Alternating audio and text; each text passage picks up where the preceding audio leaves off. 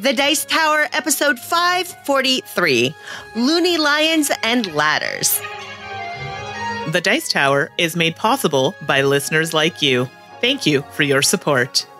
This episode is sponsored by USAopoly. Share laughter and make memories.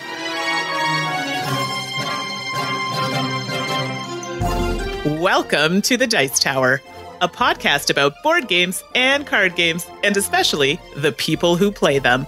In today's show, Mandy and I talk about a rare Lang play for Mandy, explore being a lion, and we cover a couple of shelf staples. And of course, we're going to answer a few questions from that proverbial mailbag. I'm Suzanne Sheldon. And I'm Mandy Hutchinson. So, lots of exciting things this week. You think? Well, you know, me playing my second Eric Lang game ever, but we will get to that. I know. Shocking. I know Eric's going to be like, what? How is this happening?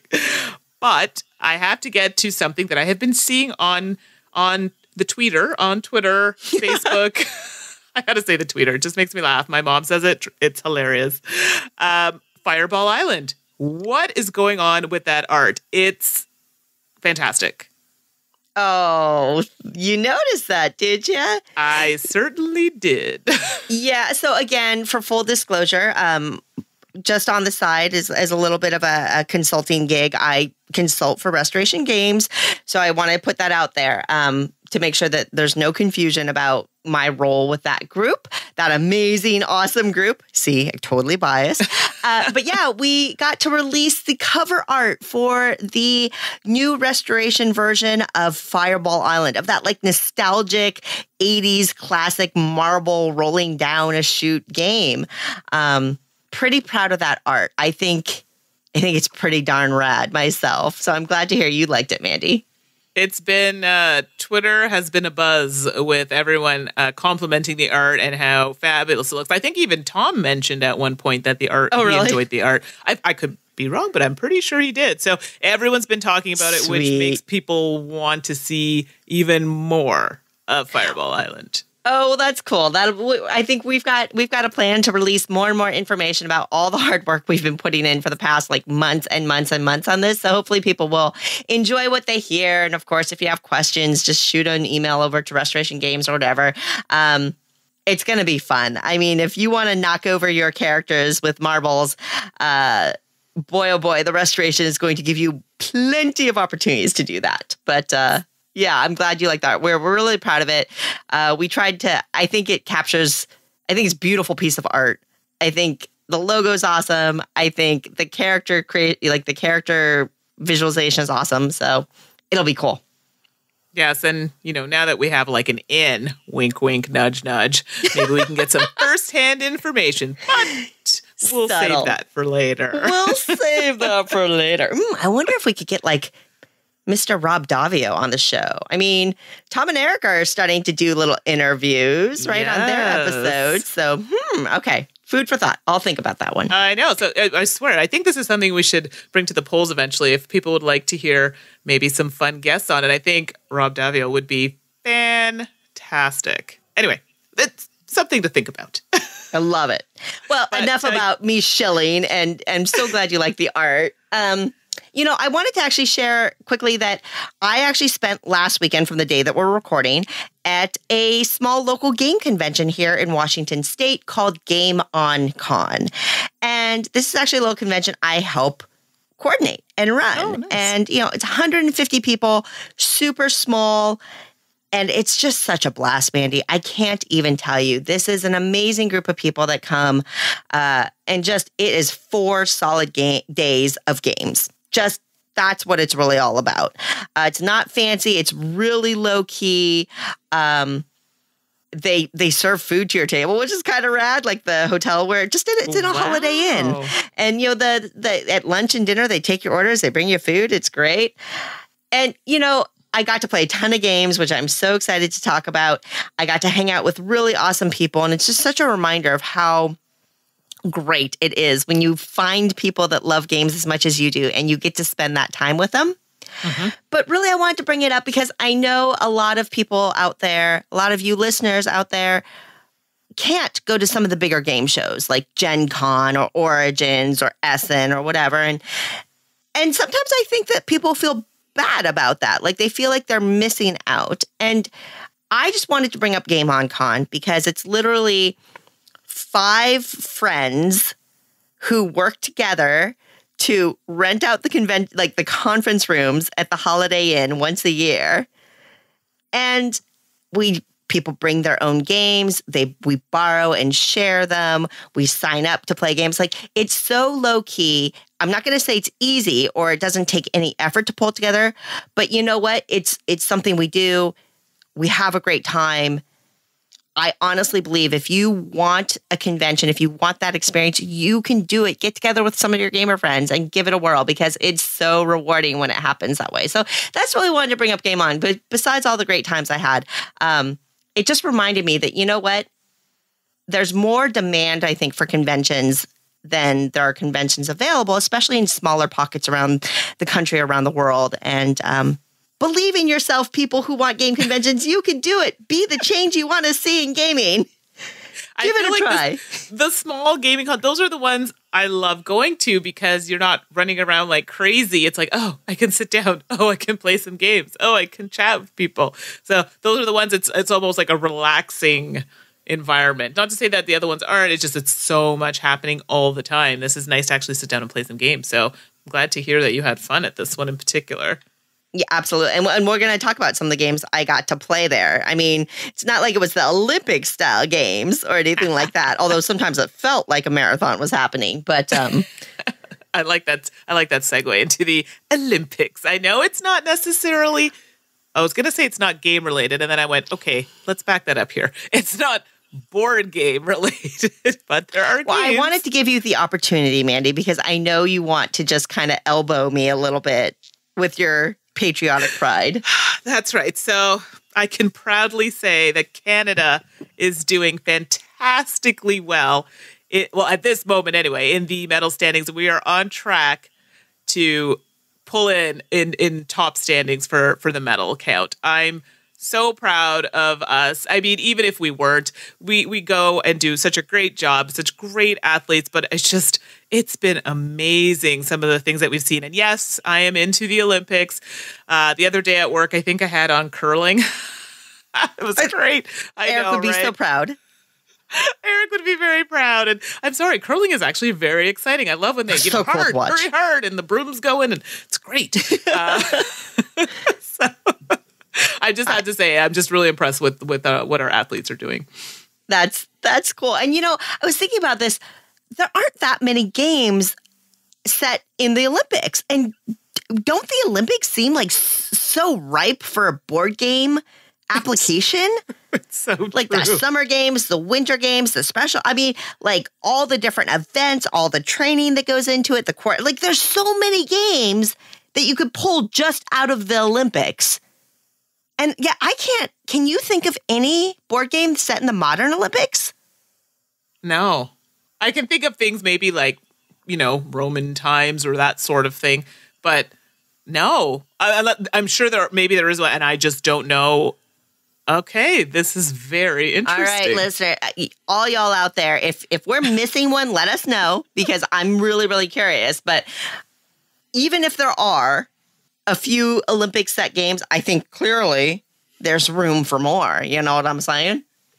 Absolutely. I mean, well, we can never have too many games, so I think that's great. And hey, if you want to tell us about the Olympics games that we are completely blanking on, you could do it in our Facebook group, because as we've been kind of reminding you, Tom and crew, we've created a official Dice Tower Facebook group. Now, I know some people hate Facebook, and I understand that too. But if you're on Facebook, jump into this group.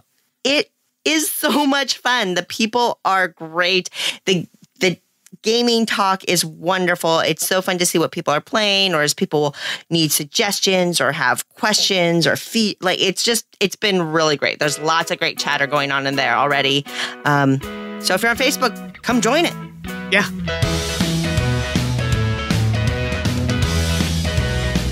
All right. Well, enough about Facebook and talking about games. Let's talk about more games. Okay, so I'm going to talk about games played. So the first game that I played over the past couple weeks is called Ancestree, and this is designed by Eric Lang. Yay, my second Eric Lang game.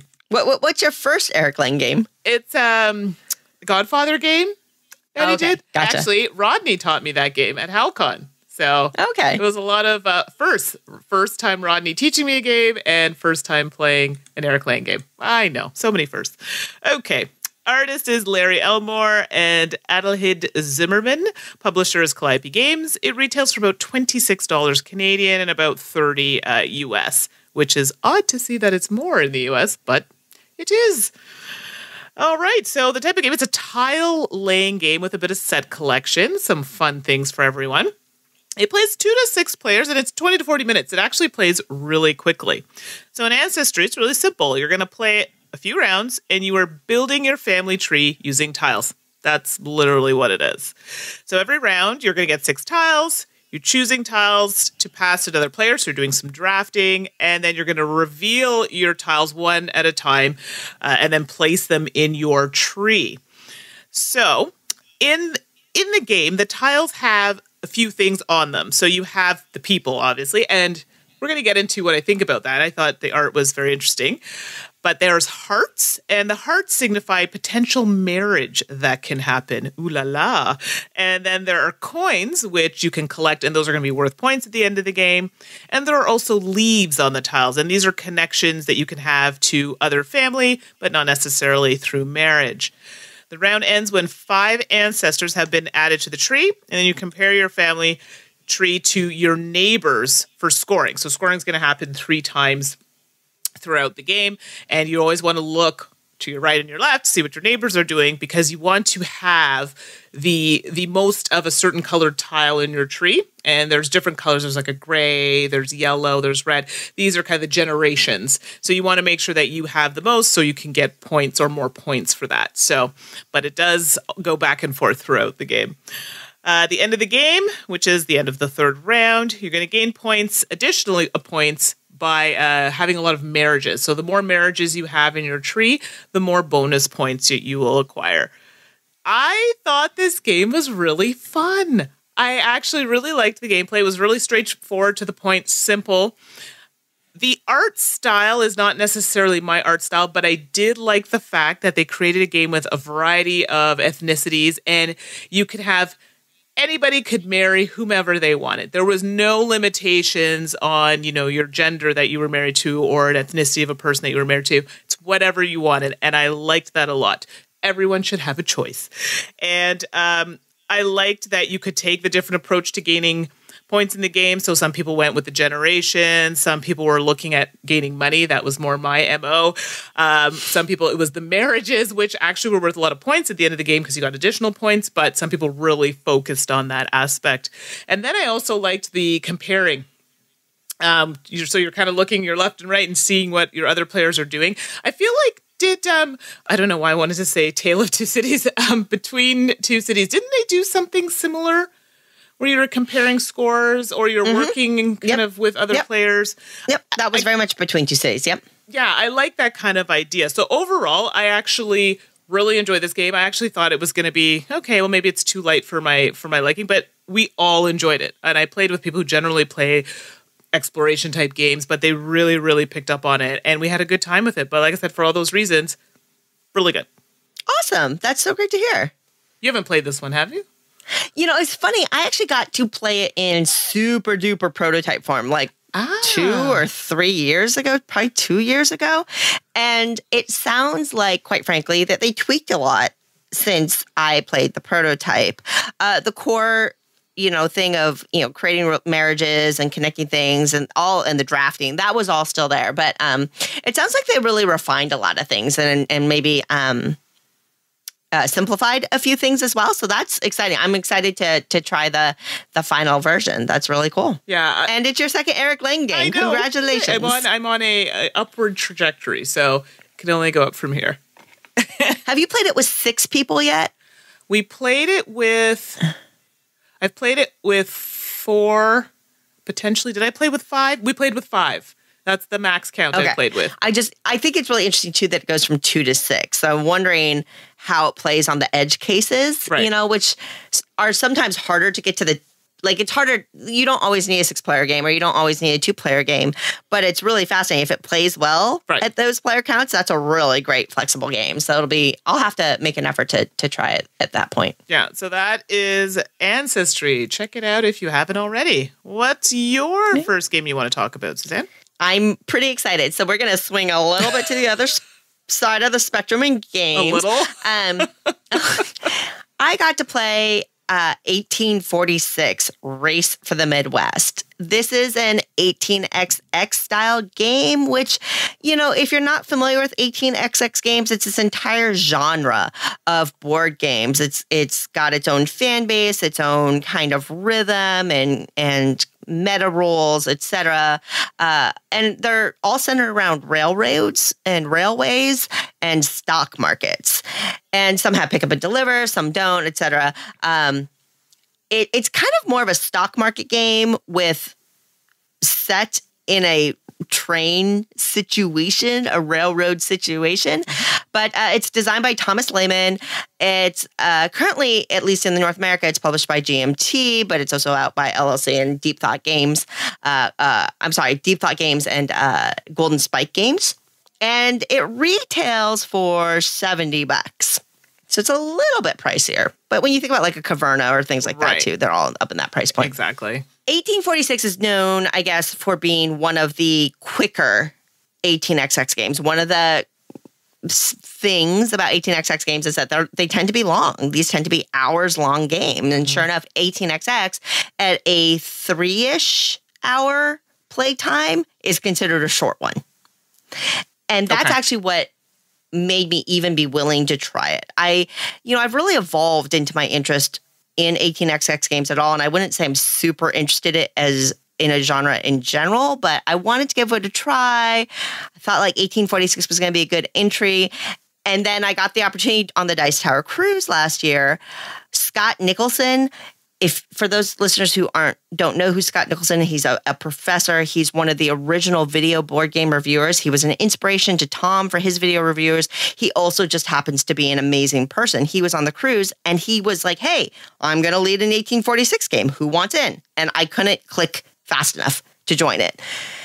And it was an amazing decision on my part. I'll just pat myself on the back there because it was a phenomenal experience. I cannot express how wonderful my first experience with 1846 on the cruise was.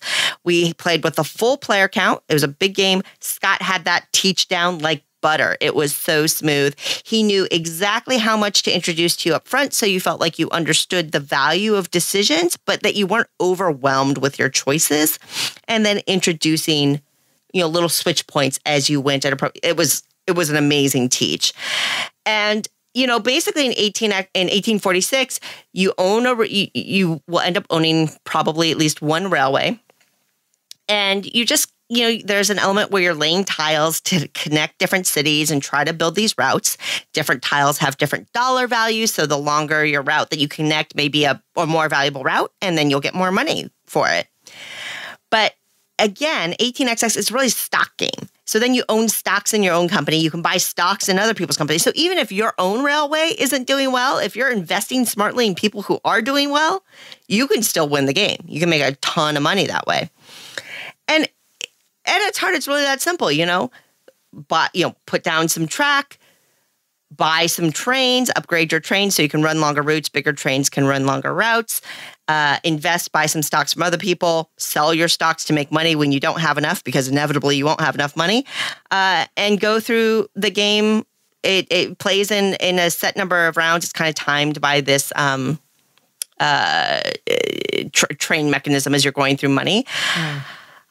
Our first play took about 3.5 hours, including the teach, and it did not feel that way. I know through like the Facebook group afterwards, myself and at least 2 other people in that game ran out to buy 1846. We all enjoyed it that much.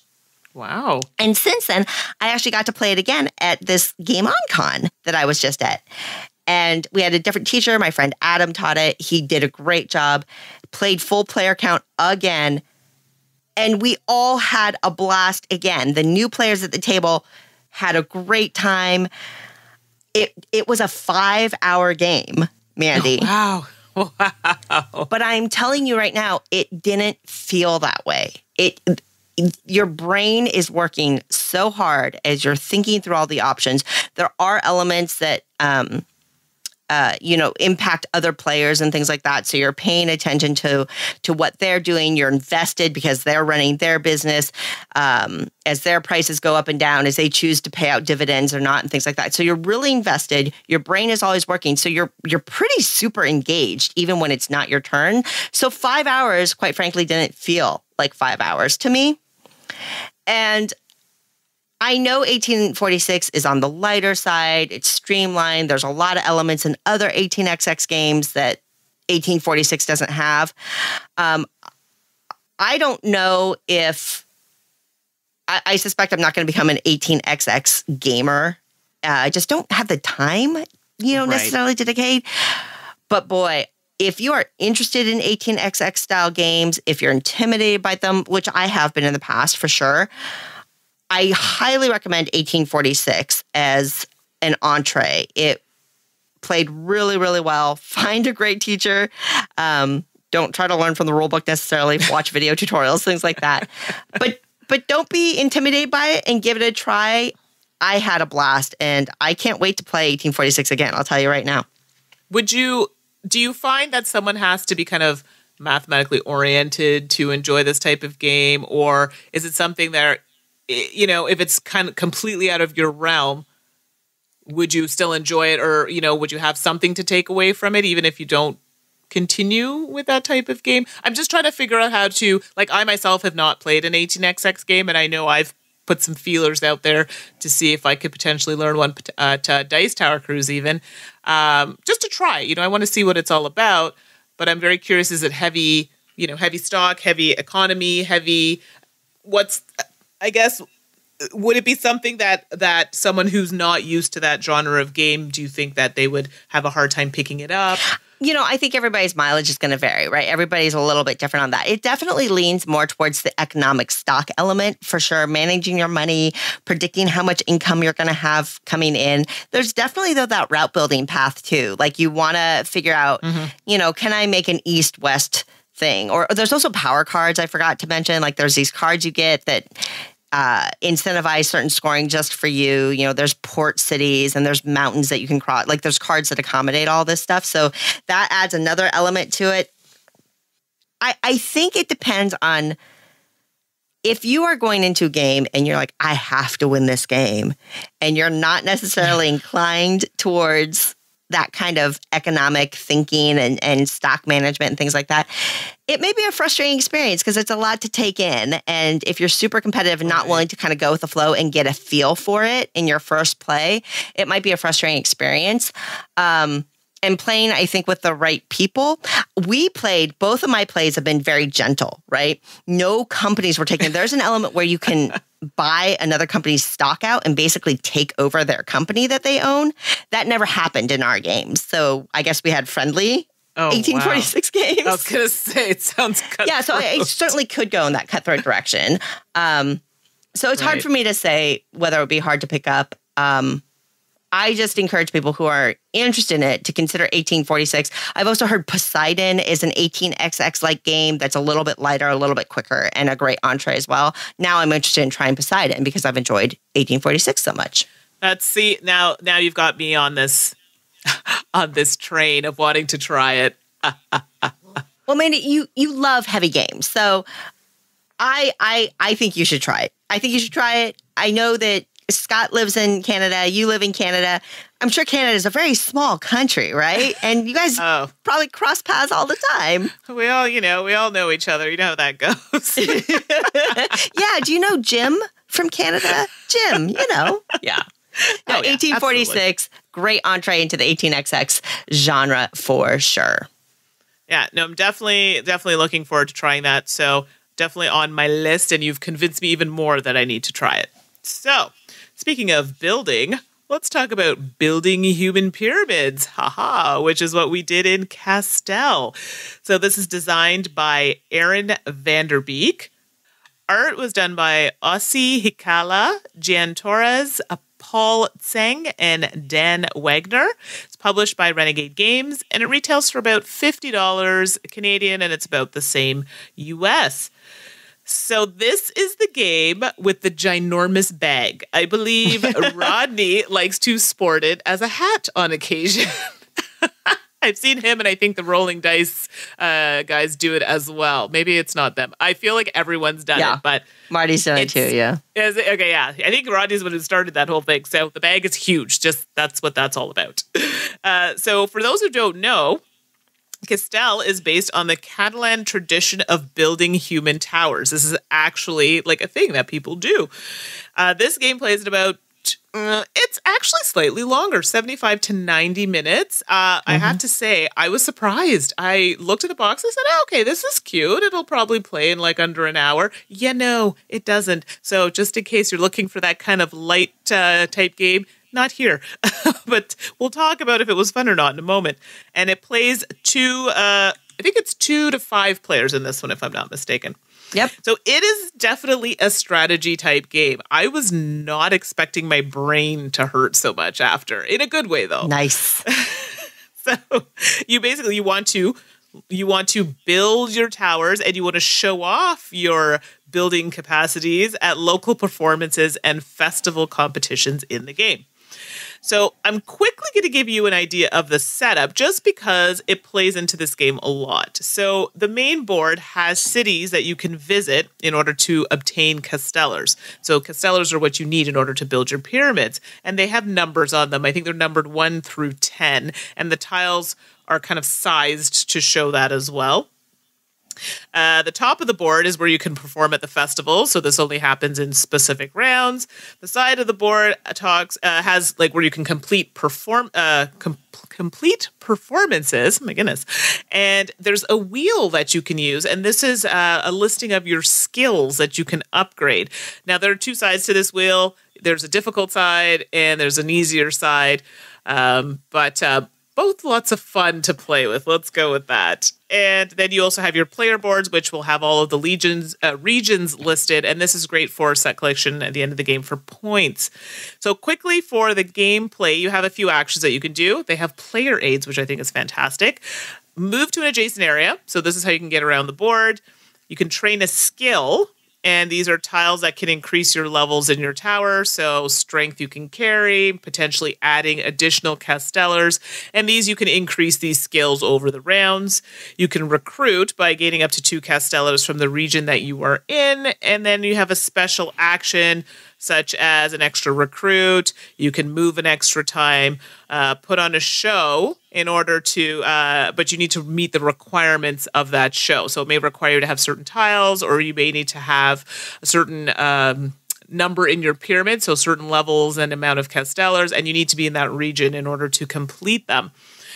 So festivals are something else that you can do, and these only happen in certain rounds, and you have to be in the region.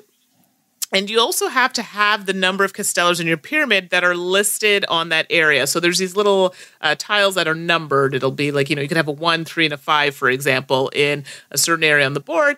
You need to make sure you're there and you have those castellars in your pyramid. Otherwise, not allowed to attend the festivities, as it may be.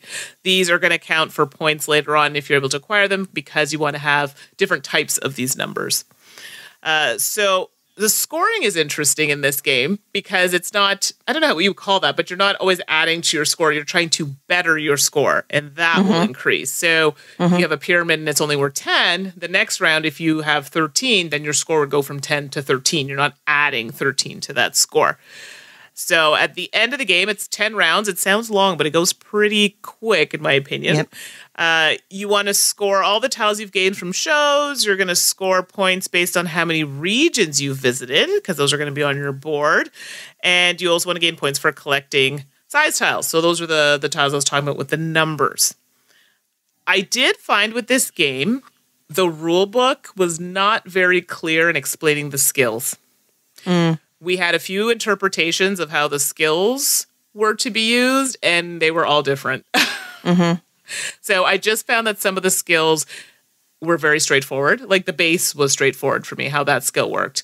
But then there was we had some chat about, it wasn't strength. I don't remember what the other one was, but even Width strength. or, balance. Maybe it was width or balance. There was another one where we were kind of like, okay, well, could it be this? And so there was a bit of confusion in that regard. So I think that it needs to be a little bit clearer in the rule book because we all had different definitions.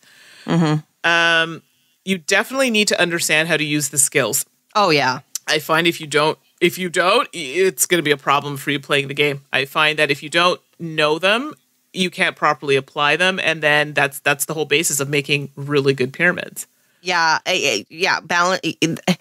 Everything is important in Castell, but absolutely managing your skills and understanding how those skills work with the range of Castellar tiles you're getting. I think that takes a little bit of practice and time to kind of maximize or optimize for that. But yeah, you're absolutely right. Those skills are critical for sure. Yeah, you definitely need to be very skilled in knowing your skills.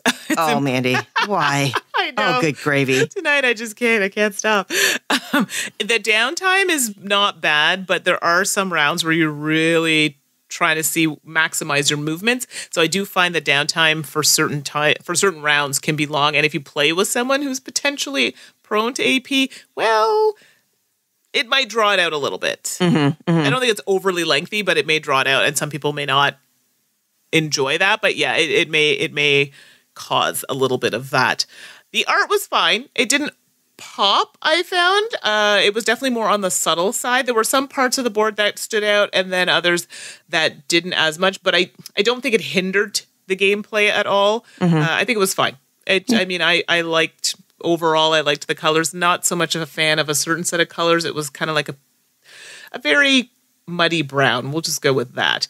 Not a color that I'm crazy for games, but overall, the art itself was fine. So for me, it appeared to be a light game, but it actually did have a lot of thinking and strategy involved. Definitely a game that I would recommend playing a few times before you make a final decision, because it's a lot to take in, and you haven't mastered it until you play it a few times.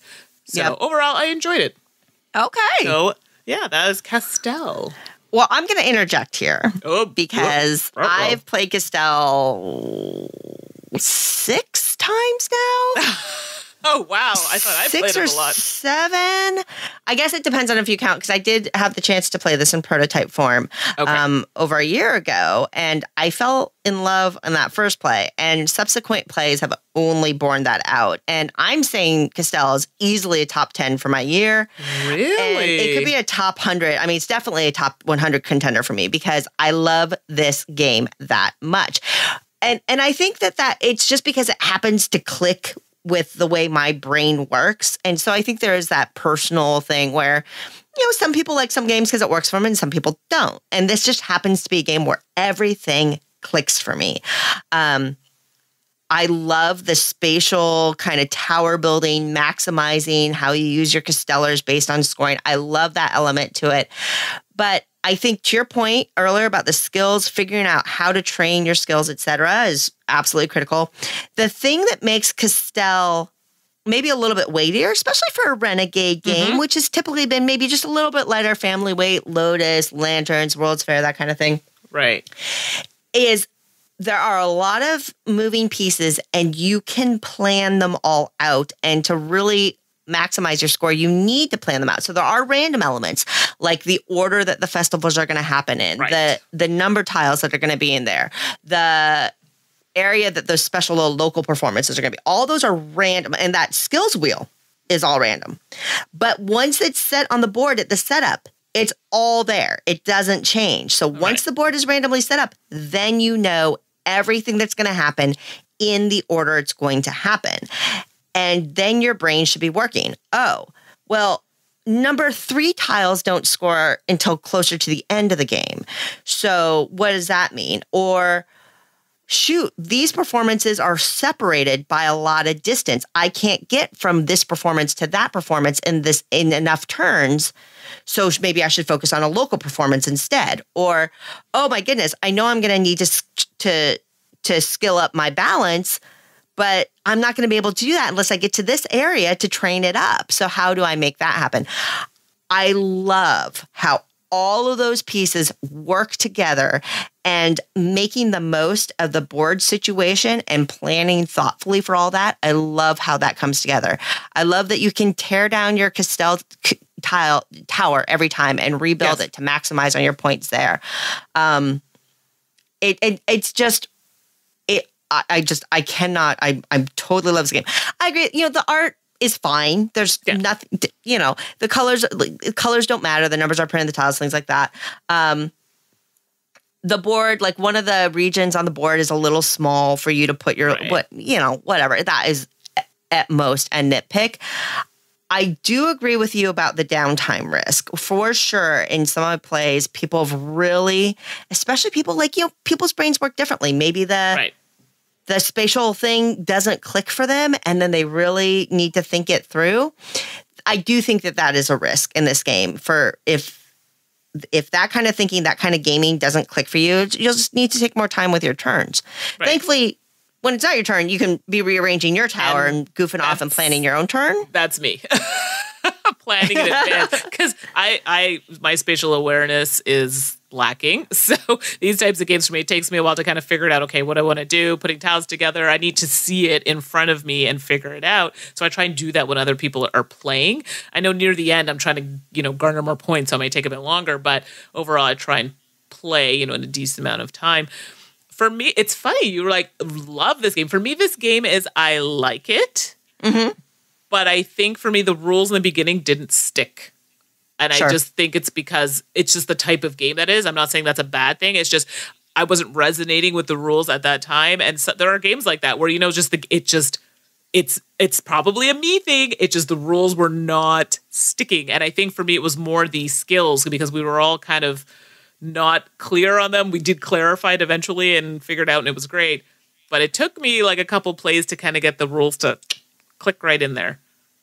I understand. Yeah, but I did enjoy it. So, what is your next game, Suzanne? And that was Castell.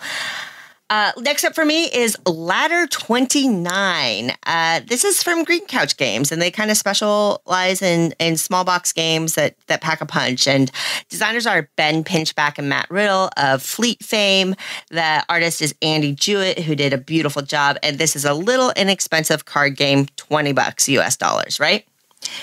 So for those of you familiar, the title of the game is kind of a play on words with the Ladder 29. This is a firefighting or firefighter themed game.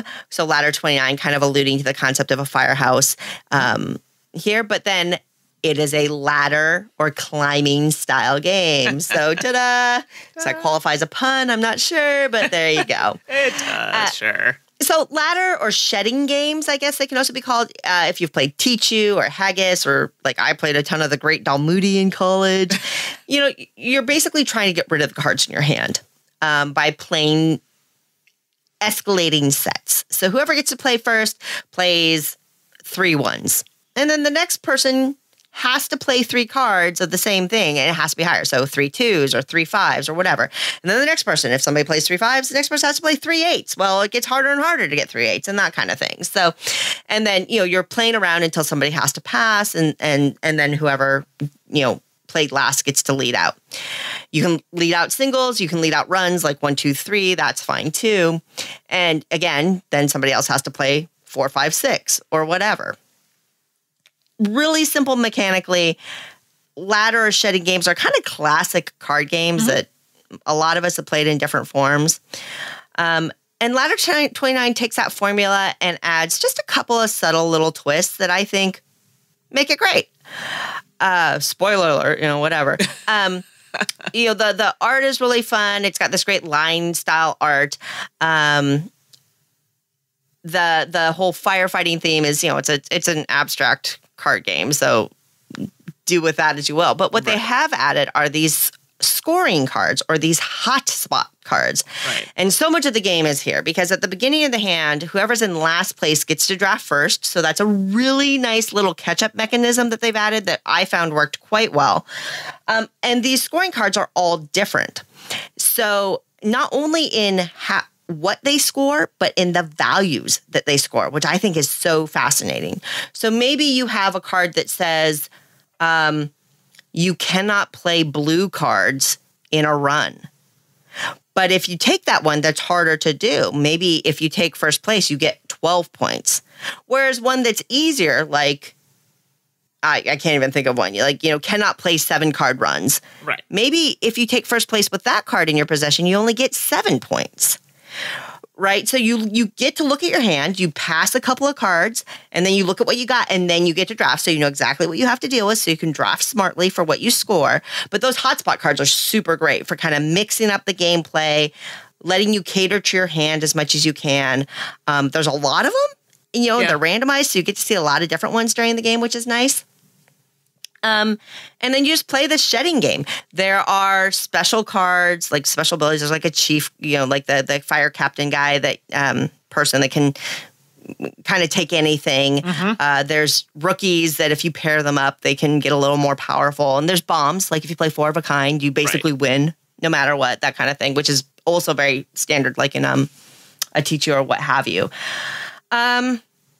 So there you go. I mean, Ladder 29, I just think it is a rock solid twist on a very classic card game mechanism.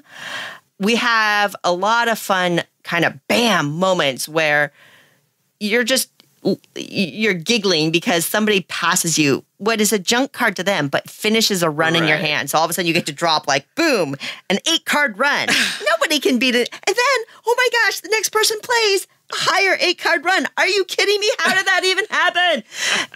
And you get these moments, or somebody is so proud of that 8-card run, and then somebody plays 4 of a kind on it, and you're just like, and there's moaning and groaning and laughing, and we've just had a lot of fun with it. It is a great little take on a classic card game, and that's Ladder 29. Now, Mandy, it sounds like you've played it. Yes, well, it sounds like you were on fire in that game. That's just insane. Mandy, really? Again? I know. I can't help it. It was just too easy. You walked right into that one. It's going to be a long show. I'm sorry. But so many moons ago, actually during the Kickstarter, so we played it when it was in a prototype form, but we did a small review for them at that time. So it's been a while since I've played it, but I remember it being exactly what we described, a lot of fun. And I like a lot of those kind of ladder climbing games, I like a lot of trick-taking games, which seem similar sometimes, similar concepts. So I had a good time with it. I really enjoyed it. And the little I kept calling them powers, but they're hotspot cards, I believe they're called. I think that's what they're called, yeah. Yeah, and it kind of reminded me of Indulgence. Oh, yeah, for sure. In Indulgence, you have those cards that, if you're able to accomplish what's on the card, then you get additional points, that sort of thing. So, and I like that because it just adds something a little different to the game. So totally. I enjoyed Ladder 29 when I had it. It's something you just, stick in your bag, pull out at a lunchtime or an event, and it's a lot of fun. It's straightforward and easy to learn, easy to teach. So Ladder 29 is a good one. I liked it a lot. Double thumbs up. There you go. Yeah. Oh, boy. So last game they're going to talk about, played Roar, King of the Pride. Can I do it? Meow. Oh, my gosh. That was Mandy, not me. Stop lying. Don't tell stories. Oh, good gravy. So this is designed by, look at this, Canadians and actual friends of mine, Daryl Andrews and Erica Bououris. Oh my gosh, Erica's going to kill me because I potentially may have butchered her last name. So let me try this again. Erica Bououris. Artist is Vincent Dutré. The publisher is IDW Games. The price is about 60 Canadian. Oh, look at that. Also 60 US. So Roar is an area control worker placement type game. And in Roar, King of the Pride, you want to basically guide your lions and make them grow and take over as much land as possible. But keep in mind, you will have to feed them all. So you want to enlarge your pride by having cubs. Yes, you can have baby cubs in this game. It's really based on a die roll. But, nonetheless, you get cubs. You want to expand into new territories, and you want to hunt. So you can hunt other players as well. So in the end, each breed will be ranked in 4 categories: number of male lions, number of female lionesses, total food supply, and territory size. So these are the things that you're going to be looking at in the game for scoring. And you want to score the most points over all 4 of those categories, in addition to completing missions. And the missions, completing them, are very similar to Ticket to Ride style. So, and you can take an action to take secret missions, choose to keep some or not, but you will lose points at the end of the game if you do not complete them. Oh, okay. So in the game, you have different types of actions. You can move and attack. There are ways you can complete your mission cards, but these are a separate action. You're not paying for that, I guess, as an action. You can have cubs, and that's literally based on rolling a die to see how many you can have. And then obviously you want to have male and female mix, because the lionesses in the game are the ones that grab the food. So if you don't have any females, you're not going to be eating. So that's a bit of an issue. So you definitely want to have lionesses on the board because the board has numbers in each region, and that tells you how much food they're going to provide for that turn. And then you can add them up if you have lions or lionesses spread out. Keep in mind, too, you can attack other players. So you can go into their territories and attack their lions so you can take it over, or so for more food or having more coverage on the board. You also can be attacked. I don't want to say attacked, but humans can come onto the board, and they come on the board in the form of these little huts. So they can actually kill off members of your pride. So not always a good thing, but this also counts as a round tracker as well. So we also have in the game, I know there's one more thing I'm forgetting here. We talked about the huts, talked the turns. Oh, yes. Well, we talked about starvation at the end of the round. If you can't feed your lions, well, some of them will have to go bye-bye. So you want to make sure that you have enough food to cover that. So that's the general gist of the game. So it's definitely one of those games where it can get a little cutthroat, especially if you want to expand your pride, because now you're cutting into other players' areas.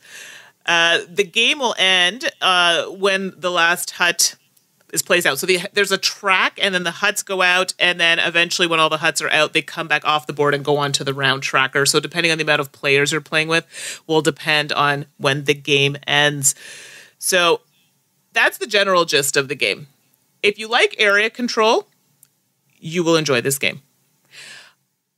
It can be a little cutthroat, so if you're not really much of a take that person, or you're upset if you feel like they're attacking you, you may not like that aspect. I know we did have some playthroughs with some players, and they did find that if other players were kind of focusing on them, they felt attacked. So literally attacked.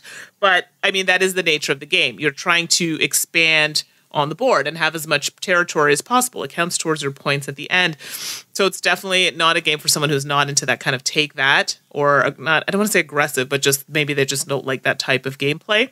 Definitely plays higher, in my opinion, at higher player counts. It's just that type of game. We played with a lower player count. I didn't find it as exciting. We played with more people, and you definitely felt that tension in the game. The little lion meeples are adorable that they're using. They're so great. I have to tell you, that by far was the best thing in this game art-wise. I really, really like that. And I didn't play a final copy, so they may make some slight changes to rules or the look of the game. But overall, I thought the game was well done on the art aspect and the pieces, like the components they use. And I didn't even have a completely finished copy, so I thought it was fantastic on that regard. Overall, the gameplay for me, I felt that there was something lacking. I don't 100% know what it is, and this is the problem. I can't put my finger on it.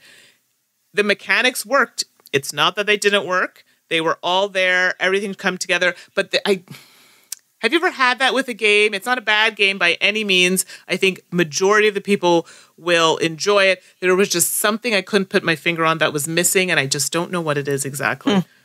And the people I played it with kind of said the same thing. They're like, no, it was fun. We had a good time playing it. But there's something that's just missing for me. Interesting. So I was Roar. I love the theme. I mean, how cool. I can't think of another game that really kind of takes the lion pride concept that far, right? So I think I really love seeing the innovative theme there for sure. But it's interesting to hear comments on that one. Yeah, so I think it'll do well. I think it's already sold out at Board Game Bliss here. And I mean, the people that created the game, I know them well. They do a lot of games, other games that I've played very well. I think this is a big one for Erica, though. So This is a newer big game for her. Overall, I think it was a fun play, but there's something that's just not pulling me 100% in, but I did enjoy the plays that I had. So that's Roar. My last game is Gentes or depending on who you ask. And I know that this is going to air, this is actually published by Spielworks, but Tasty Minstrel Games is deluxifying it, trademark deluxifying it. And unfortunately, this episode is airing after their Kickstarter for that deluxified version ends, which some people may wish that the timing was different on that, but there you go. I actually have the Spielworks edition, and so that's what I've been playing on. It's designed by Stefan Risthaus, who is the designer. I think he's pretty much well known right now for Arkwright. Designed a bunch of other stuff too, but best known for Arkwright. Art's by Harold Liskey and Adam McIver, I think, did the graphic design on it. And I think it's going to be about $45, $50-ish US dollars. I bought the copy in Germany. And I think the deluxe, like the super deluxe edition with metal, all the fancy bits and bobs that Tasty Minstrel throws in there, I think that's going to be more in the $60 or $70 range. But there you go. Gentes is a civ building game. It's a civilization building game where cards. It's largely, ultimately, it's got a big board. It's got a lot of tokens, but it's really a card game where you're collecting these cards, and that's going to be the primary driver on how you get points in the game. And cards typically represent different civilization building like things as you go. But really, the board element itself, there's some actions, there's some locations. You can place temples that'll give you a little benefit, a special cube or an action. But the other element is your kind of personal board where you take your actions. And the big board also has tokens on them. And these tokens represent your actions. So maybe an action is picking up a card from the line. So these cards are going to be laid out and you can draft cards from them or pay for cards really from them. But you have to take the action to take cards. And if you want to play a card, you have to take an action to play a card. If you want to place one of those temples, you have to take an action to place a temple. If you want to train your skills, you have to take an action to do that. So there's tokens to represent all these actions that you have on the board as well. And those skills I just mentioned, that's how you get those cards as well. So you have to pay for the action to take a card. But in order to play a card, you have to qualify for it in skill. So it's just like meeting a basic requirement. Like you have to have a level 2 pottery and a level 1 scholar. And if you have that ability and you have a card that matches that and you take the play action, boom, you got the card. That's pretty much all you have to do. Typically, there's always exceptions, To train up those skills, it's got one little element is that I always kind of like is that you can take the train action and the little characters are lined up and you pay a certain amount. You get to train the one of your choice and then it moves to the back of the line. And the ones at the back are more expensive than the ones in the front. So I really like that little mechanism where you're kind of looking like, oh, I really have to train this skill, but it's super expensive right now. Can I wait until later, until it's cheaper, that kind of thing. That's a really great little element to the game. But those action tokens are kind of, to me, the heartbeat of the game because there's this unique or uncommon time element. So actions will typically cost you some combo of money and time. And that is represented on your action board. You select your tile, you put it down, you pay your money, and then however many little hourglass symbols are on it, that's how much time it takes. So there are these extra tokens you grab, and if it takes 2 time, you got to add these 2 little tokens to your track. And that fills up the space. And once your space is filled up, no matter whether it's filled up with actions or time tokens, you're done. So, maybe you pay less cash for an action, but it takes more time, so you'll get fewer actions.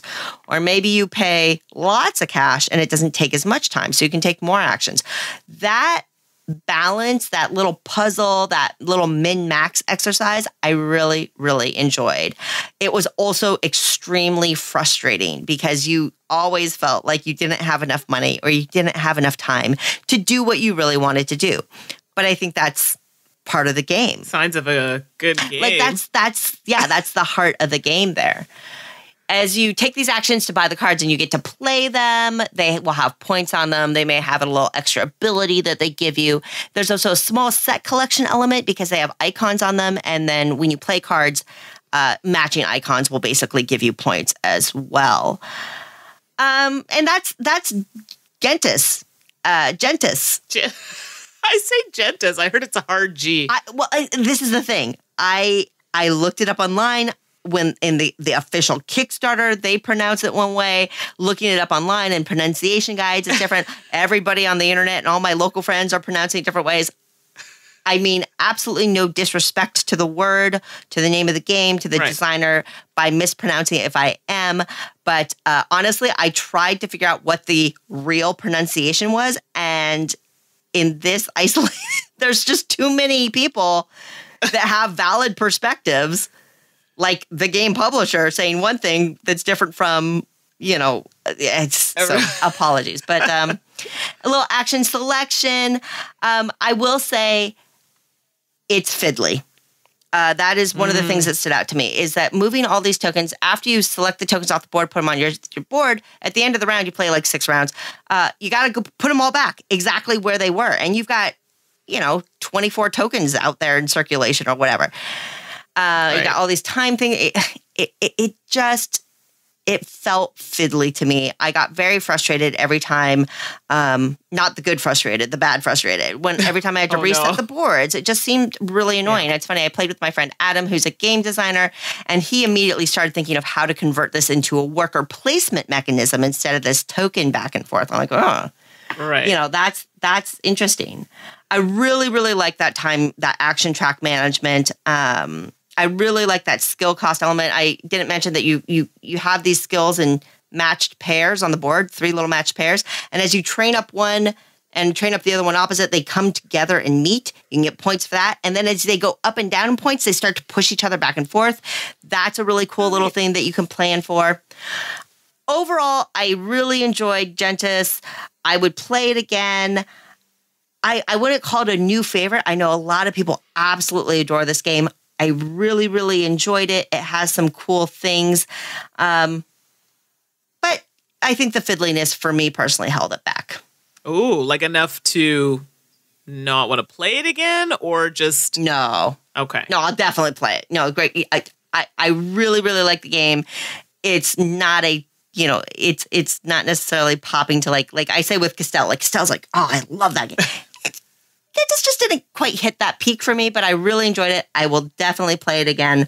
And if you're into that kind of action management Euro-style game, I definitely think it's worth giving it a try.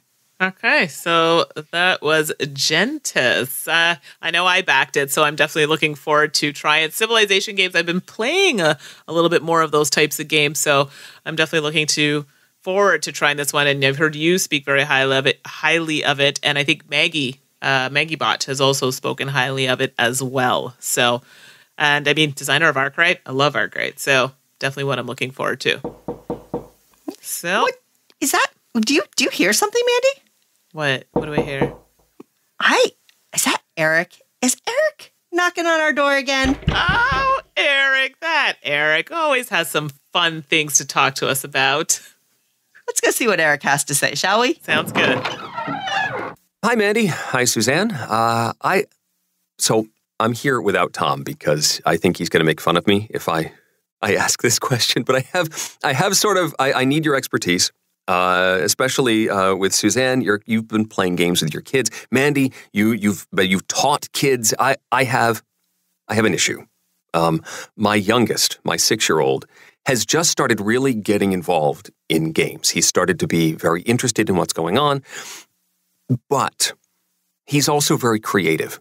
And as soon as we've played a game once, and sometimes even before we've played a game once, he wants to make his own game. He actually calls it a parody of the game, which he doesn't quite understand the concept of parody. But it's basically he wants to play with the components and come up with his own rules and make me play it. Sit down, Dad. We're not going to play the rules that are in the box. We're going to play a parody of those rules and a parody of Castle Panic or a parody of Crossmaster Arena. And while I want to support the creative endeavors of my son, gaming time is limited, And sometimes you want to play a game by the rules and actually teach the game that's in the box or try something new and actually see how they react to the actual rules of the game. And if I'm in the mindset of playing a game, I want to actually play the game. But I'm having trouble expressing that or stifling. I don't want to stifle the creativity. That's great. This is wonderful. Budding game designer right here. But sometimes you just want to play the game that's in the box, right? So when you're faced with this situation, how do you deal with it? And how do you steer the kids toward playing the rules? Because that's important too, learning the rules in the box. And not as much, let's do whatever I want and sit here for an hour and a half just drawing things from the box. And now this guy comes out and you have to defeat him. And now you have to face these three guys. And oh no, that didn't work, Dad, even though it works in the rules of the game. Anyway, help. Oh, Eric, I actually am really sympathetic to your challenge here because I have young children as well. In fact, our kids, I think we've talked about this, our kids are close in age to each other. And it's awesome that they want to play games and that they're interested. And that's such a great feeling. But yeah, my kids do the same thing where they kind of want to disengage in a different or engage in their own way, no matter what the rules are or do their own thing. And I understand the limited gaming time.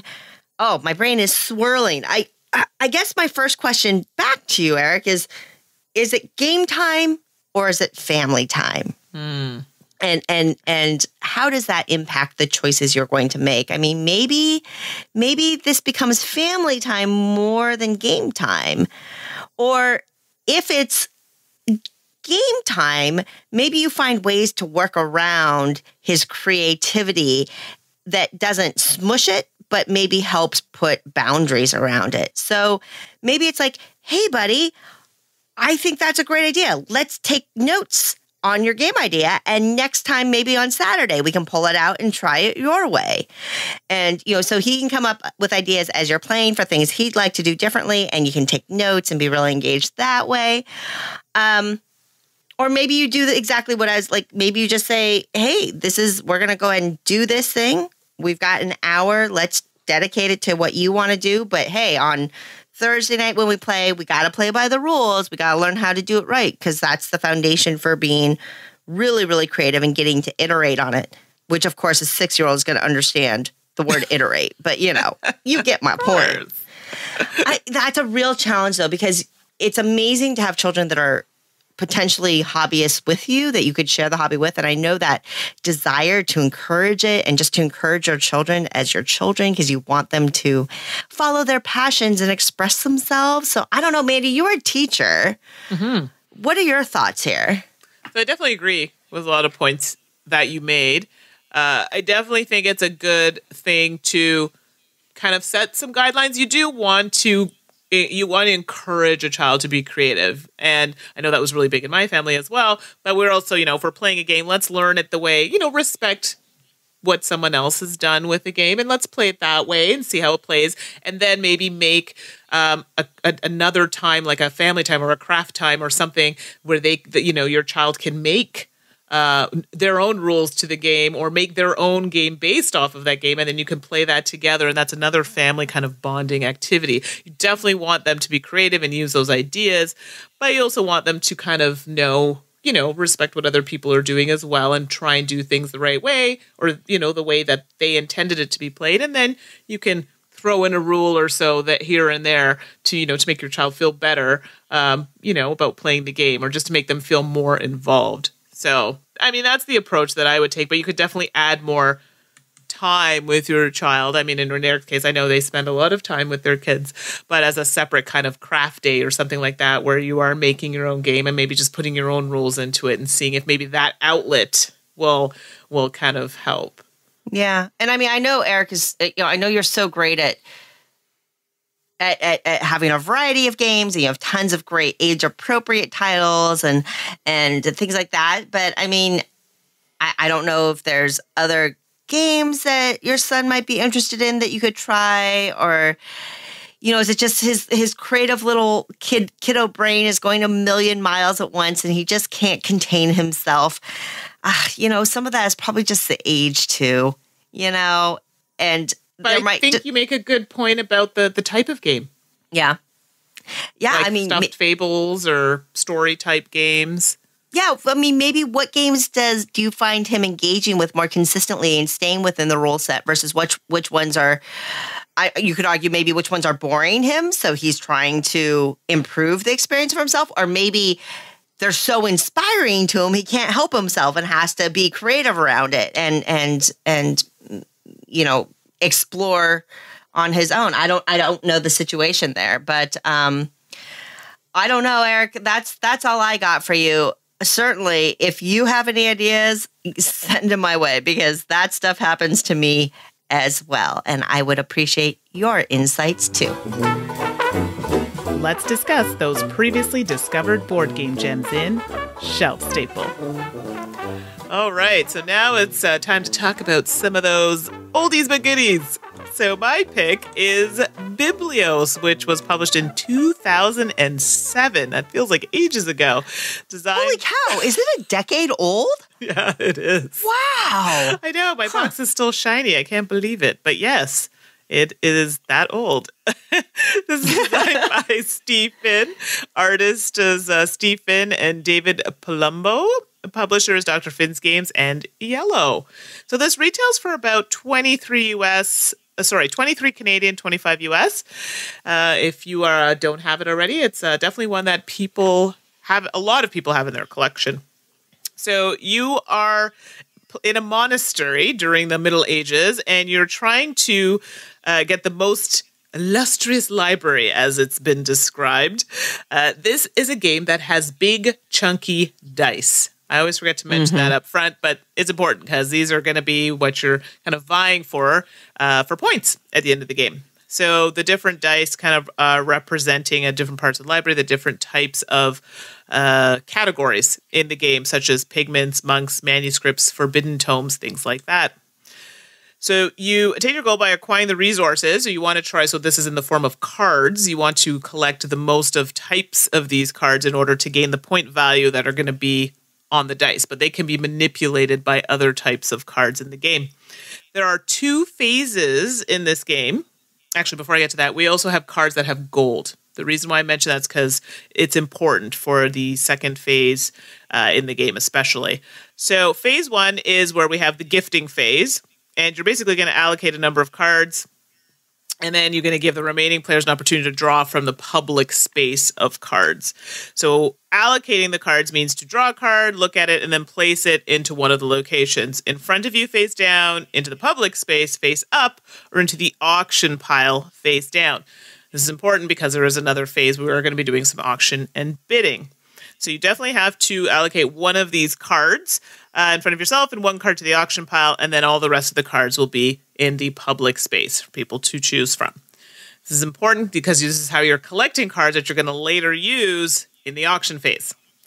So in the auction phase, they're going to basically, from this pile of cards, flip up a card and you're going to be bidding on them. So remember, the point is to try and collect as many of the types of cards like the forbidden tomes and things like that, because when you have the most, you're going to gain the value of points that are on the die.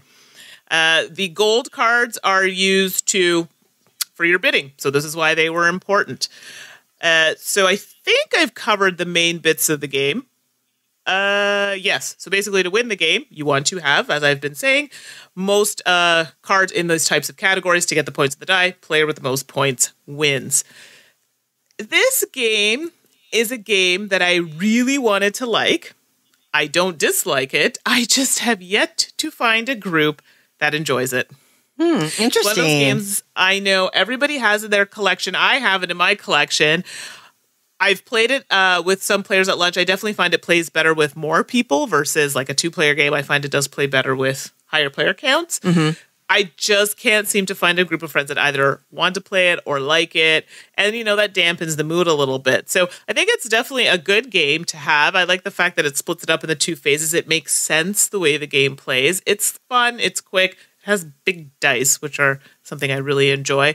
It's a shelf staple because everybody seems to have a copy in their collection. I just really wish I found a group that enjoyed it a little bit more. Interesting. That's really interesting. Yeah, Biblios is just it truly meets our shelf staple definition, and that it's on a lot. It's on my shelf, and even it was interesting that you picked it because it makes me realize it's been years since I've played Biblios. I personally remember really enjoying it, liking that kind of selection where you place the hard decision about where you put one of those cards that you get and things like that. I'm gonna have to revisit it. Actually, this is inspiring me. Interesting that it misses with your groups, whereas my groups up here, whenever I've played it, it always seemed to hit. So, different strokes, different folks. But Biblo is definitely a shelf staple for a lot of people. That is for sure. Absolutely. And what about you? What is your shelf staple this go round? Well, going back even further than 2007, I wanted to talk about the 1994 classic. When does something cross over to be a classic, Mandy? Like not a modern classic, just a classic. I don't know if it's got to be up there. What, like early 90s? Like 20s, like 20 years, 20 plus years, because that's what we're looking at with Manhattan, designed by Andreas Seyfarth. And I'm going to be talking about the new edition from Fox Mind Games. Now, originally this was like a Hams and Gluck game publication, and Mayfair, I think, picked it up for wider distribution. But Fox Mind Games has an edition that just came out, I think, in last year, just a few months ago. Yeah, that's right. And it features just lovely art by Jackie Davis, and it's just a updated version, of this classic or modern classic to be determined thing. Now, for those of you who Andreas Seyfarth may not be familiar or sounds like familiar, but where do I know that name from? This is a designer of Puerto Rico and San Juan, so we're talking some legit design cred here, right? Mm-hmm. And ultimately, I guess Manhattan, it's an area control game for all intents and purposes. And it's got a great table presence because it uses these three-dimensional building pieces as you go. And so everybody's got their little color and their little stack of building pieces, and they range in units. They're kind of like counting blocks that you may have had as a kid in elementary school. There's 1 unit, 2 unit, 3 unit, and 4 unit pieces. And you're going to be placing these out on the board one by one, trying to take control of these different city blocks that have different building locations in them. And to do that, you have cards. And the cards have a grid on them. And they basically tell you in this 3x3 square where you can put a tower piece. So you're going to have a handful of these cards, but like maybe you have one that says you can put it in a centerpiece, or one that says you can put it in the bottom corner or whatever. So you have to kind of manage these cards, figuring out what spots are even available to you. And then you play a card, you put a piece out, and you can go on top of other players' pieces. You can go on top of your own pieces, and you play through, I think, 4 rounds. And ultimately, you get points for having the tallest tower in the game. You get points for controlling these little city blocks. And then you get points for every individual tower that you score, that you control by being on top. So it's very, very simple scoring. There's some, little twists and elements where each round you only get 6 of your pieces, and you get to pick which one they are. So determining how many of the little ones, how many of the big ones you want, because the bigger ones are more powerful. And then just watching what other people are doing. You end up in these situations where somebody's fighting you for control of a city block, and you really want to take control of this tower with a big, powerful piece. But you can't get the card that lets you place on that tower. What do you do? Do you adjust that's where you have to be tactically flexible, and you adjust, and you're like, all right, I can't do that. Maybe I'll go for city block control instead of controlling the tower, or I'll spread out over here in this other zone instead.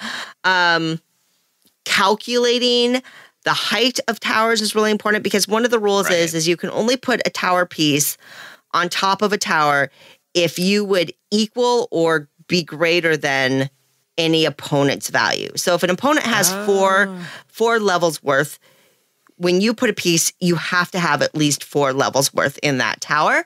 So calculating that becomes a serious element of the game as well. Overall, it is a pretty straightforward, abstract area control game with some fun theming. I mean, it does feel thematic as you're building up these little building towers. The pieces look super cool. The art by Jackie Davis in this edition is just lush and vibrant and bright and gorgeous, and I loved it. I will say that well, one thing that my friends are pointing out, now I've never been to Manhattan and I'm terrible. I'm terrible with geography. Yes. I'm a West Coast girl, Mandy. Part of the board seems to depict quite a large beach. And my friends, who, they're like, there's no beach like that in Manhattan. Like, yeah, no. Okay. It looks good, though. Artistic license, so to speak. And that's not a complaint in any way, shape, or form. I just think it's funny. But one of my concerns is that this edition includes translucent pieces for the towers. And yes, I know that. Typically, for colorblind people especially, translucency can make it more difficult to identify the colors. None of the players I have played with so far are colorblind, so we haven't figured out if that is an actual problem or not. Maybe I think their pieces are yellow, dark purple, blue, like and orange. Orangish. Yellow. I'm not sure. So I'm not sure if that's a problem, but it's something to be aware of. The other issue I have, and I think quite frankly the older editions suffer from this too, the ones with the opaque pieces, is it can be difficult to figure out exactly how many levels a tower has. And we spend a lot of time kind of going, okay, there's 1, 2, 3. Is that a 3 or is that a 2? Is that a 3 or is that a 4? Which, I think is mine. I think it's annoying to have to do that. I wish that the towers were more, maybe if they were just labeled with a 4, a 3, a 2, Sure. or if there's some subtle markings that look like windows or supposed to look like high-rise windows that help you figure out how many layers, but they're very subtle. And on a translucent piece, they're even harder to see. So you spend a lot of time counting layers and things like that, which is annoying. All of that said, Manhattan to me really withstands the test of time. It is a rock solid, simple mechanically, but definitely gives you something to think about and work on as you're playing. It's very, very quick to play. We're talking way under an hour, depending on how many players you're playing with and things like that.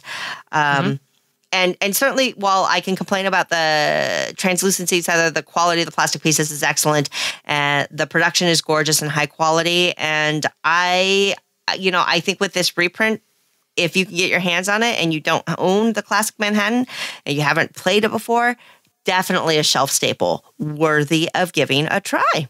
Yeah, that's definitely one that I had seen at one of the cons. I don't know if it was Gen Con, and I'm like, oh, this is so nice. And I didn't know it was an older game, actually. I had never played it until it was mentioned. So this is definitely one I'm looking at trying. It's very, very pretty game. I did enjoy the color scheming of the game, so hopefully it's not difficult for people to see. There you go.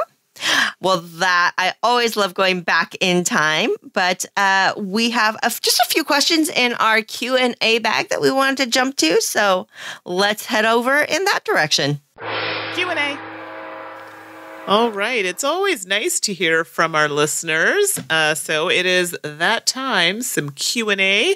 And the first question is from Bonnie D, or at Mad Bonna. What do you think are the best snacks and beverages to bring for gaming, pie or ice cream excluded? Because we all know those are the right answers for everything. I like that. I like you, Bonnie. I like that. So maybe let's just start with that part because there's a few questions happening there. So, I mean, I try to bring fruits. I like to cut up some fruits and some vegetables.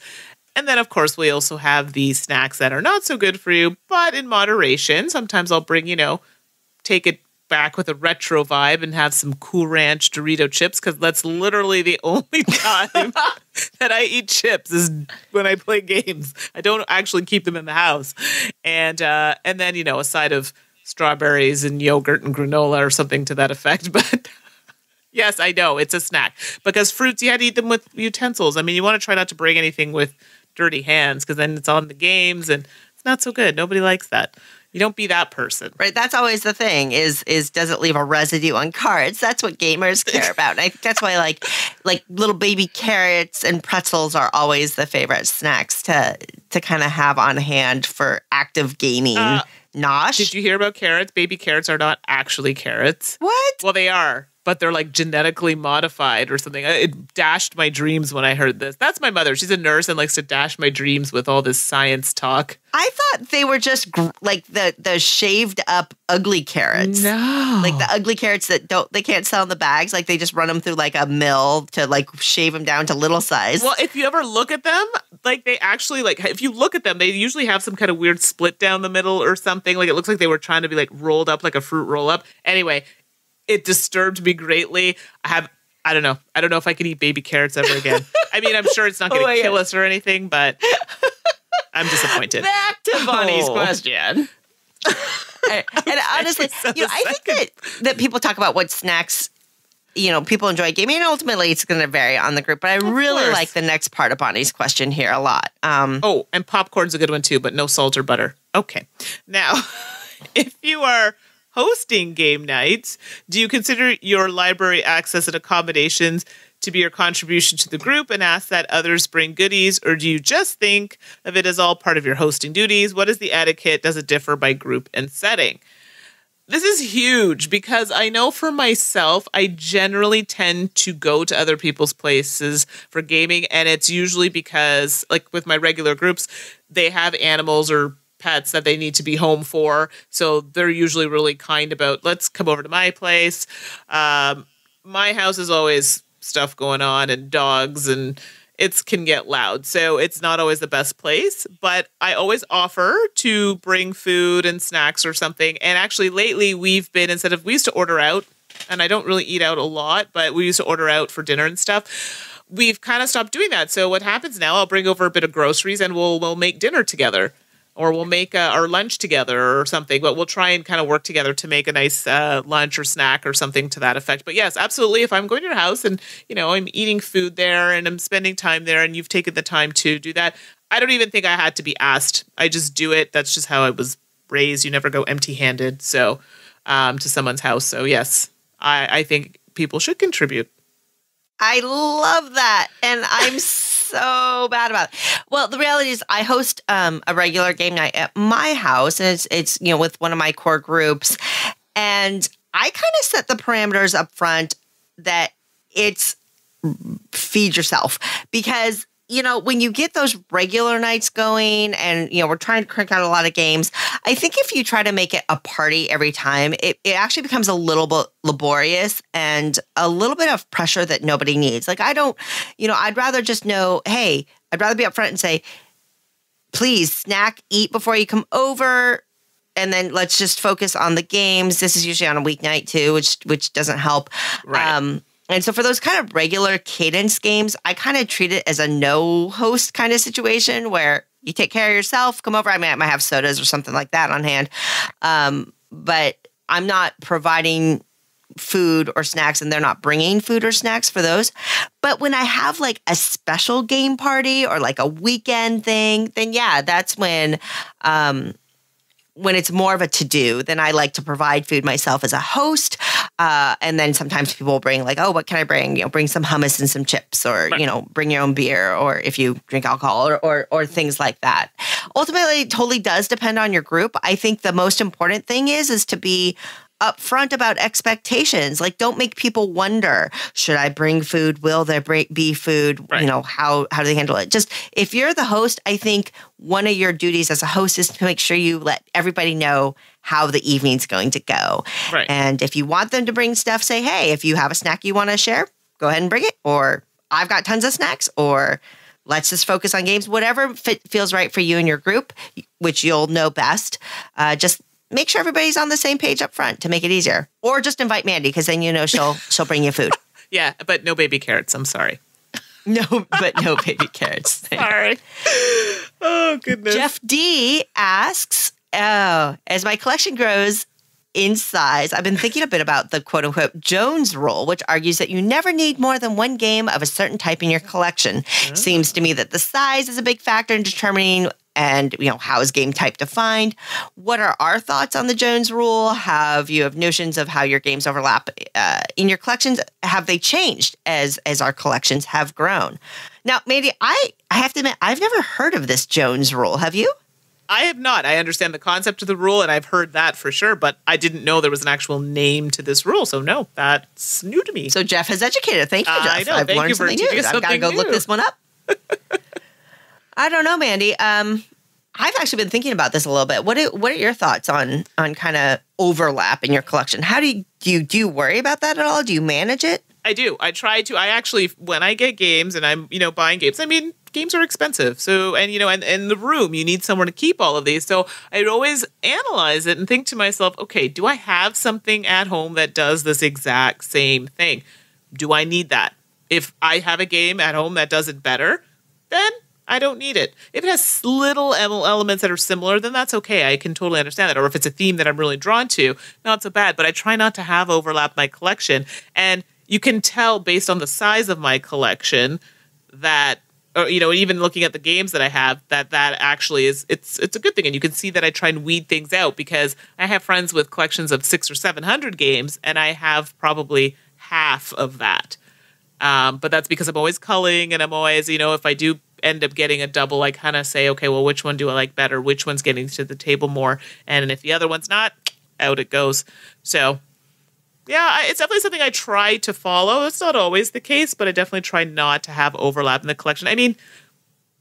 Why would you want a game that plays the same way or very similar to that when you have, unless it's like a completely different theme or it's an artist that you like or a publisher that you like? I other than those reasons, and at that point, are you collecting or are you using them for playing? Yeah. I don't know. What about you? I'm struggling. So culling my collections has had to become a regular thing. Before I was creating board game content, I was already an avid board game collector and had quite a lot of games. But now that, I'm doing the podcast and I do video content and things like that, it's definitely become a challenge to manage the size of my collection. I'm lucky enough to have a large space to store games. So I have a lot of games, but even that I am outgrowing. But the concept of overlap, or I think Jeff even gets to his questions like, what are you overlapping on? Is it theme? Is it mechanism? Is it game weight? Is it time to play? Is it design? What is it? How many Stefan Felds, Mandy? Oh, whoa. Can you have? You have a lot of Feld overlap, right? So maybe it's time to cull. Let's back up the truck. But that comes back to my point of collection. So I am collecting Stefan Feld games, yes, but I will also play them.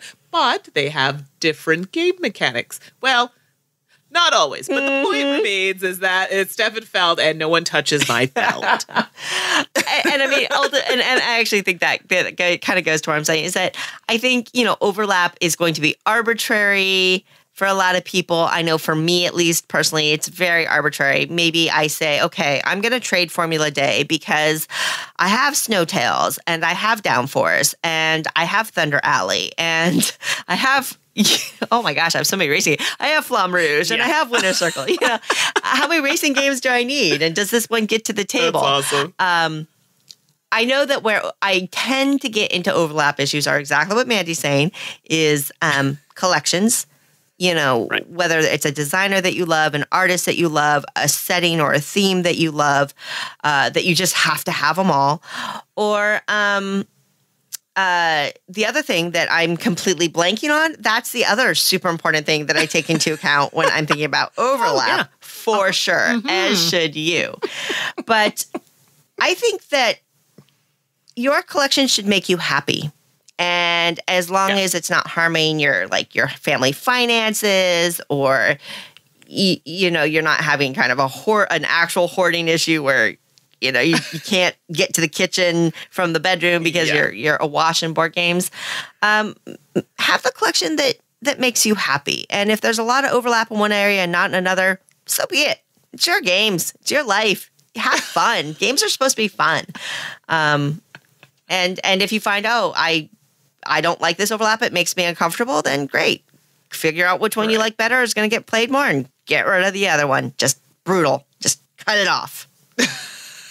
Wow, you get right to it. Well, you defended Feld with a mad passion there, so. That's right. Don't go there ever. Feld will win. Oh, goodness. So our next question comes from Brian G. Oh, boy, this is a doozy. Are there any board game companies that you don't support or purchase from, and why? Huh. And he says, I just want to point, he says, you don't need to name them for obvious reasons, which is kind of funny. I didn't put that in there, but yes. I mean, for obvious reasons, yes. And so, I mean, I will be truthful in answering this question. Yes, there are some companies that I don't support or purchase from. I'm the type of person, and I'm, and maybe this is my personality, and it's something that maybe I need to work on. I don't know. I have a hard time sometimes separating personal feelings about potentially someone who may have a point of view that I find hurtful maybe to others, or just a company message that might be hurtful to others. And that kind of makes me go, you know what? I don't really want to support someone who has a negative or mean message to certain people or certain groups or things like that. So for me personally, I can't support it. So it kind of tarnishes the whole thing. So yeah, there's definitely one or two that come to mind that, I would rather not, you do your thing, but I don't necessarily need to promote or to purchase from this company.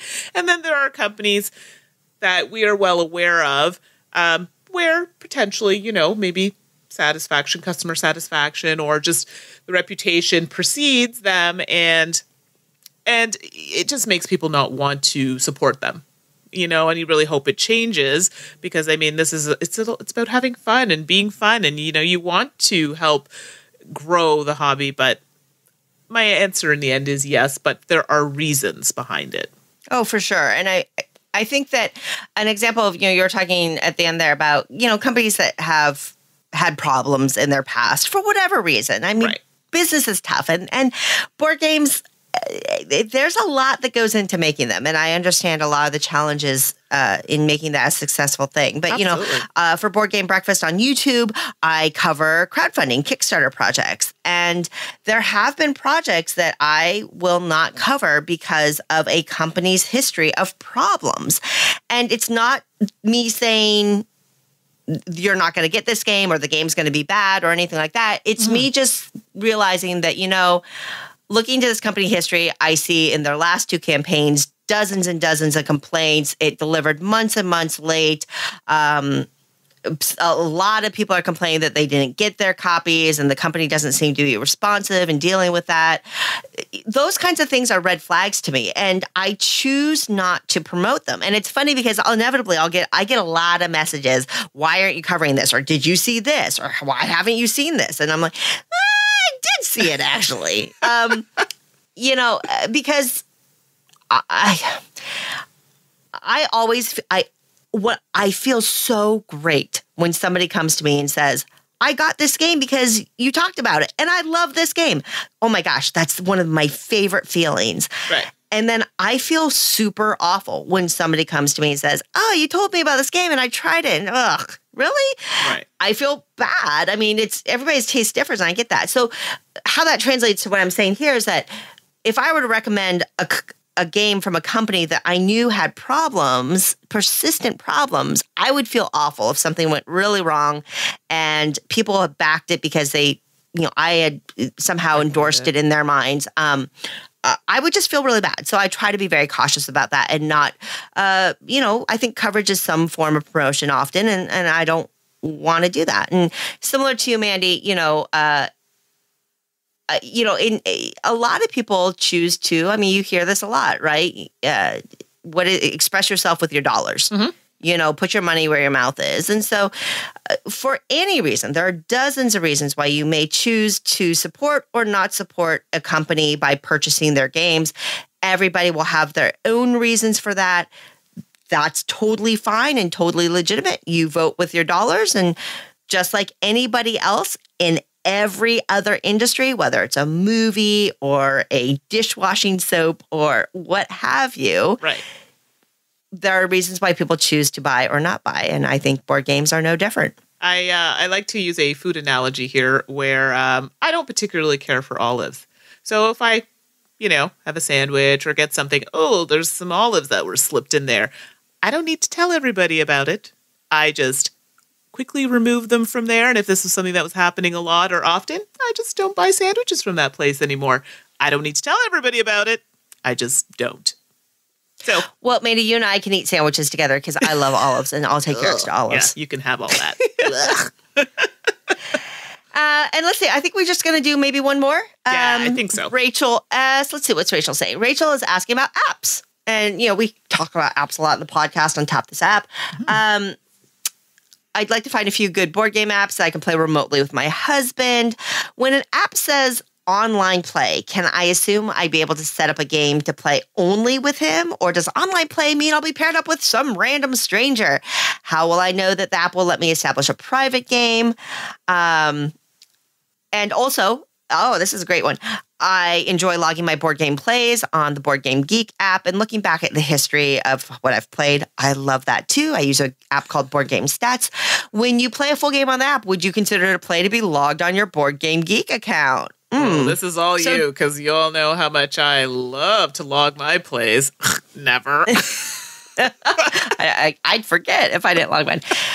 So addressing, Rachel, your first part of the question, online play. The good news is if the app is newer, usually you can set up an account and then play with only specific individuals. I would never assume. You can definitely read up on it, but most app descriptions, if you read into them a little bit, you'll discover that. Certainly, anything from a company like Digidice or from Asmodee Digital, they have kind of accounts that you set up that allow you to specifically set up games with friends by username or some kind of user ID and things like that. Because I totally understand. Mm-hmm. I love playing board game apps online. I especially love playing with my friends online, knowing who I'm crushing in real life over the digital sphere is so fun. So check those out. The good news is most board game apps are offering that, but there's definitely still the risk that some don't.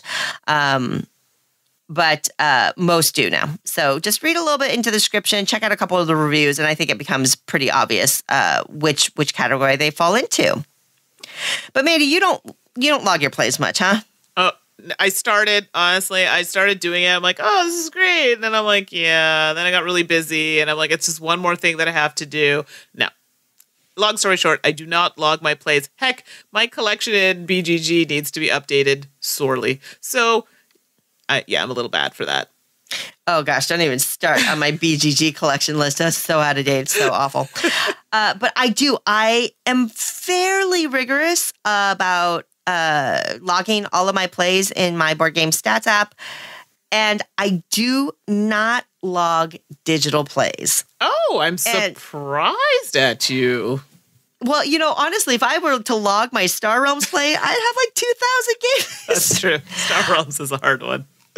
And that is a completely arbitrary line that I've drawn in the sand. Part of it is as I play a ton of online games. I certainly would never personally log a game played against an AI. Yeah. That's just a personal preference, but it doesn't quite feel the same to me somehow as, playing against real life people online. Right. But I've talked to actually a ton of my friends who track plays, and for some reason that digital analog divide seems to be fairly consistent where people will log their physical plays only and not their digital ones. Mm-hmm. What's right for you varies. If you're trying to keep track of things and your digital plays against your husband, maybe in real, online or something, feel like real plays to you and you want to calculate those scores and remember that experience and, pop it in there. You can even, a lot of these apps let you add in notes. You could even say, add a note that says app or something so you can distinguish it from other plays or something like that. But do whatever feels right for you. Personally, I don't track my digital plays.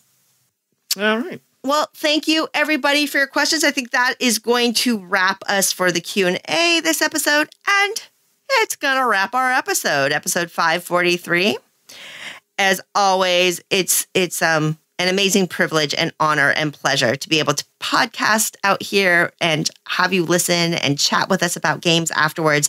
I love seeing all the threads that pop up on Facebook or on Twitter or in BGG Guild, giving us your feedback on your thoughts on the things that we discuss. Thank you so much for that interaction. It means a lot to us. Yes, absolutely. Next episode is episode 544. I think, Mandy, you and I are going to have to invade this episode because Tom and Eric are talking top 10 food games. Oh, yes. Definitely hate to be in there. I cannot. I'm so excited to hear what Tom and Eric say about that. Nom nom news. Yum. If you have additional questions for us, you can always email us at SuzanneandMandy@gmail.com. Suzanne and Mandy is one long word. Well, it's actually 3 words strung together in one long thing. And it's Mandy with an I at the end. At Gmail. Send us your questions. Send us your comments. We love hearing from you. And until next episode, everyone, have great weeks, play great games, and we will talk to you soon. See you then. Thanks for listening. Promotional consideration has been provided by game publishers in the form of review copies of games. This podcast is sponsored by listeners like you. Thank you for your continued support. And speaking of support, the Jack Vazel Memorial Fund is an organization dedicated to helping gamers in need. Learn more about the fund's mission and how you can help at jackvazel.org. The Dice Tower is produced by Tom, Suzanne, Mandy, and Eric, with assistance from Itai Perez, Derek Porter, Rob Searing, and Jeff Rademacher. Our theme is composed by Timothy Pinkham and arranged by Matt Bellier. And hosting is provided by Cool Stuff Inc. Let us know what you think of the show by posting to the Dice Tower Guild at BoardGameGeek.com, following the Dice Tower on Twitter, or by emailing us at dicetower@gmail.com. And don't forget to visit the other shows in the Dice Tower Network at dicetowernetwork.com. Until next time, from all the gang at the Dice Tower, have fun gaming.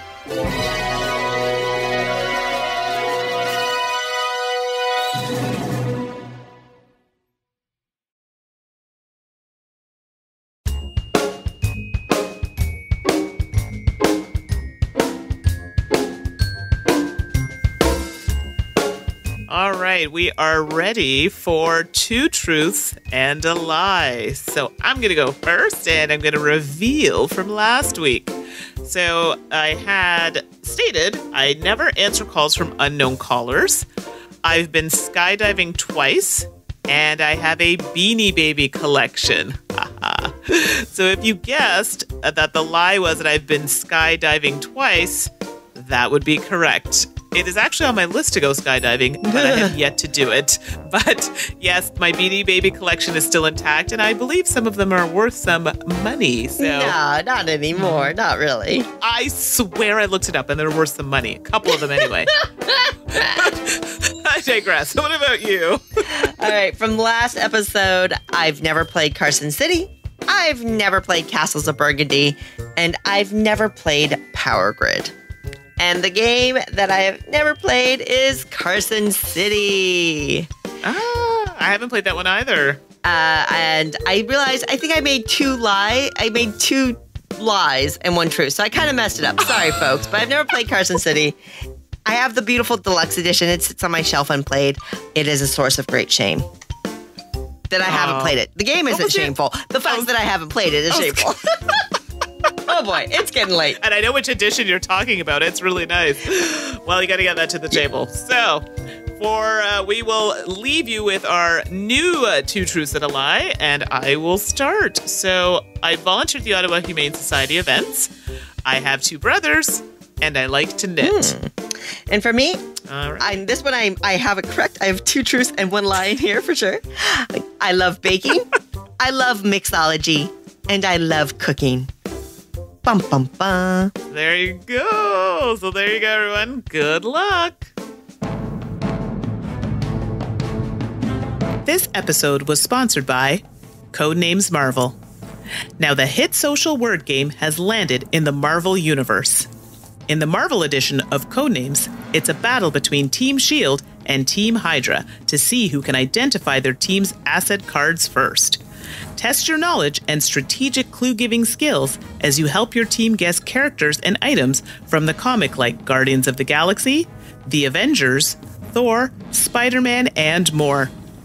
Whether you are guessing or giving the clues, the Marvel edition of Codenames is a must for Marvel and Codenames fans everywhere. Players 2 to 10 plus and ages 9 plus.